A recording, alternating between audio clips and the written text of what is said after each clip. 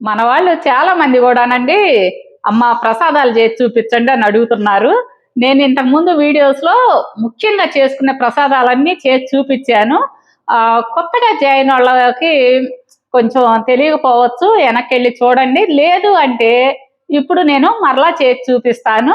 అలాగే అందులో భాగంగా ఈరోజు చక్కెర పొంగల్ చేశానండి. చాలా ఈజీగా సింపుల్ గా చేసుకోవచ్చు అన్నమాట. చూడండి ఎంత బాగా కుదిరిందో. చేసుకోవటం కూడా చాలా ఈజీ అండి. ఏవైనా కానీ మీకు ఈజీగా తయారు చేసుకునేవే కదా నేను చూపించేది. హాయ్ అండి, ఎలా ఉన్నారు? అందరు బాగున్నారా? మేము బాగున్నామండి. మీరందరూ కూడా చాలా చాలా బాగుండాలని భగవంతుడు మనస్ఫూర్తిగా కోరుకుంటూ, ఇప్పుడు నవరాత్రులు దగ్గరలో ఉన్నాయి కదండి, దసరా పండుగ వచ్చేస్తుంది. చాలా మంది ఈ నవరాత్రులు పూజలు చేసుకుంటారు కదా, అమ్మవారికి నైవేద్యాలు అవన్నీ చేసి పెట్టుకుంటుంటారు. అయితే ఈజీగా ఈ ప్రసాదాలు తయారు చేసుకునే విధంగా నేను చేసి చూపిస్తాను. ఈరోజు చక్కెర పొంగల్ చేసి చూపిస్తానండి. నా నుంచి మీరు ఏ ఏ పిండి వంటలు ప్రసాదాలు కావాలని కోరుకుంటున్నారో నాకు కామెంట్స్లో తెలియజేయండి. అలాగే నేను చేసి చూపిస్తాను, సరేనా? ఈజీగా టేస్టీగా చేసి చూపిస్తాను, సరేనండి. అయ్యో ఇంకో విషయం అండి, అదేవిధంగా మా వీడియోస్ మీకు నచ్చినట్లయితే లైక్ చేయండి, షేర్ చేయండి. కొత్త వాళ్ళు అయితే కనుక తప్పకుండా సబ్స్క్రైబ్ చేసుకోండి. వచ్చేసేయండి. ముందు ఈ చక్కెర పొంగల్కి ముందుగా కావాల్సింది పెసరపప్పు అండి. పెసరపప్పు నేను 1/2 కప్పు తీసుకున్నాను. మీ దగ్గర ఏ కప్పు ఉంటే ఆ కప్పు కొలత పెట్టుకోండి. వీటిని మనం దోరగా వేయించుకుందాం. ఇదిగోండి, దోరగా ఈ విధంగా వేయించుకోవాలి. ఇట్లా కలర్ వస్తేనే చక్కెర పొంగలి రుచి ఉంటుంది. ఇప్పుడు స్టవ్ ఆఫ్ చేసుకొని ఈ పెసరపప్పును పక్కకు తీసుకోండి. ఇప్పుడు 1 స్పూను నెయ్యి తీసుకోండి. ఇవి కొబ్బరి ముక్కలండి. ఈ చక్కెర పొంగల్కి మెయిన్ టేస్ట్ తెచ్చేది కొబ్బరి ముక్కలేను. కొబ్బరి ముక్కలు లేని చక్కెర పొంగలి ఊహించలేము. సన్నగా తరిగి పెట్టుకొని నేతిలో వేయించుకోవాలి. ఇవి కూడా దోరగా మంచి కలర్ వచ్చే విధంగా వేయించుకోవాలి. నేను ఇంత ముక్క తీసుకున్నాను ఎండు కొబ్బరి.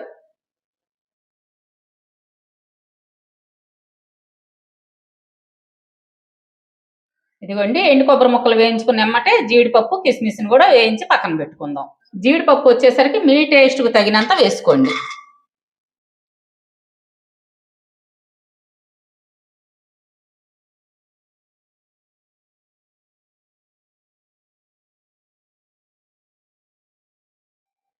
ముందు మనకి చక్కెర పొంగల్కి కావాల్సిన అన్ని వేయించి పెట్టుకున్నాం కదా, ఇప్పుడు బియ్యం కడిగి పెట్టుకోవాలండి. అలాగే పెసరపప్పు కూడా కడిగి పెట్టుకోవాలి. బియ్యము పెసరపప్పు కలిపి కప్పు తీసుకున్నాను. అంటే 1/4 కప్పు ఏమన్నా బియ్యం, 1/4 కప్పు పెసరపప్పు. మీరు ఏ కప్పు తీసుకుంటారో అదే కప్పుతో కొలత పెట్టుకోండి. ఇప్పుడు స్టవ్ వెలిగించి ప్రెషర్ కుక్కర్ పెట్టుకోండి. అందులో 1కి 2 వాటర్ పోసుకోవాలి. బియ్యం అయ్యి ఏవి నానక్కర్లేదు, వెంటనే కడిగి వేసుకోవచ్చండి. మనం ఇందాక ఏ కప్పు పెట్టుకున్నామో అదే కప్పుతో వాటర్ కూడా కొలత అన్నమాట. ఇప్పుడు ప్రెషర్ కుక్కర్ మూత పెట్టి 3 లేదా 4 విజిల్స్ రానివ్వండి. ఇప్పుడు ప్రెషర్ కుక్కర్లో ఆ రైస్ ఉడుకుతూ ఉంటుంది. అంతలోకి మనం బెల్లం పాకం పట్టుకుందాము. ఇదిగోండి బెల్లము, అలాగే పంచదార, కొంచెం వాటర్ వేసి కరిగించుకుందాం.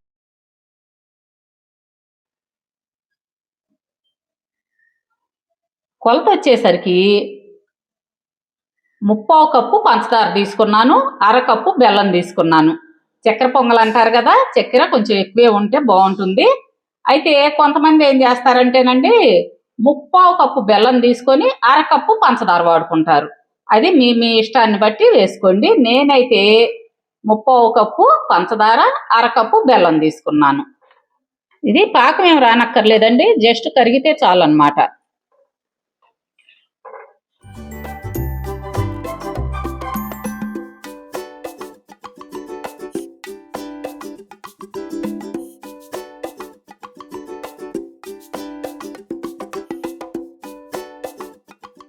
ఇదిగోండి బెల్లం నీళ్లు వడగట్టుకోవటం ఎందుకంటే ఏమన్నా డస్ట్ ఉంటుందేమో, చెత్త పుల్ల పుడక ఇవి ఉంటాయి కదండి బెల్లంలో. అంటే అన్ని బెల్లాలకు రాదండి, కానీ మనం వడగట్టుకుంటేనే మంచిదన్నమాట. అందుకోసం నేను ఎప్పుడైనా బెల్లం వడగడతాను. మీరు కూడా అదే విధంగా వడగట్టుకోండి. ఇదిగోండి విజిల్ వస్తుంది. ఇప్పుడు మూత తీసి చూద్దాము.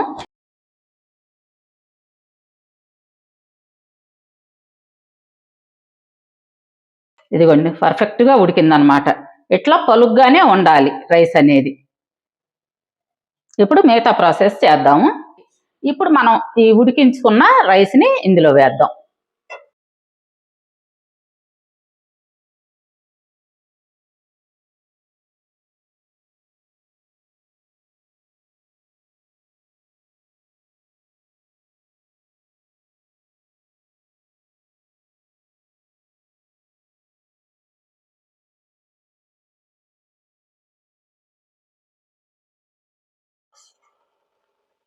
ఇదిగోండి ఈ పాకంలో రైస్ వేసాం కదా, ఒక్కసారి అంతా కలిసే విధంగా కలుపుకొని మూత పెట్టుకొని ఈ పాకం అంతా మనకి రైస్కి పట్టే విధంగా చూసుకుందాము.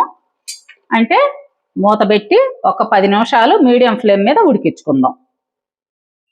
ఇదిగోండి 10 నిమిషాల తర్వాత మూత తీసి చూద్దాము.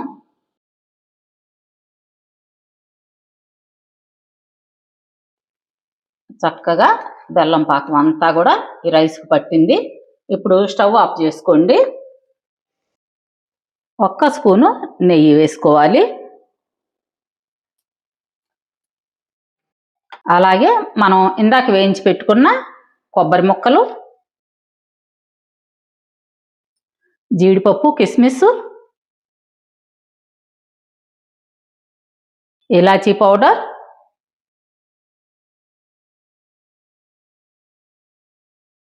అలాగే కొంచెం పచ్చకర్పూరం కొంచెం వేసుకోండి చాలు.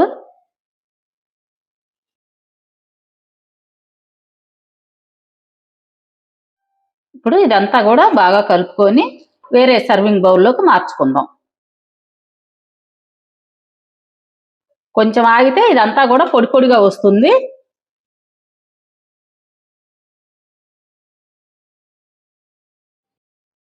ఫైనల్లో 2 స్పూన్లు నెయ్యి వేసుకోండి.